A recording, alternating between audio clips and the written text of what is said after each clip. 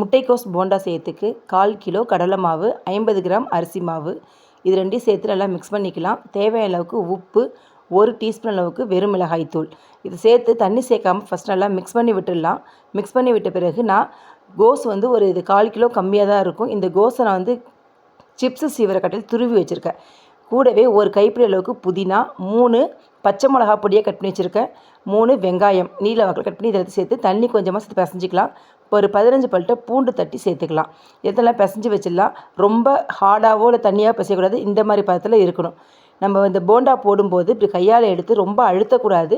லைட்டாக எப்படி அது ஒன்றா சேர்ந்து பிரியாமல் இருக்கிறதுக்கு மட்டும் லைட்டாக இப்படி பிடிச்சி எண்ணெயில் போட்டு எண்ணெயை மீடியம் ஃப்ளேமில் வச்சுக்கோங்க. ஒரு பக்கம் செவந்த பிறகு திருப்பி விடுங்க. ஹையில் வைக்கக்கூடாது, ஏன்னா உள்ளே வேகாது.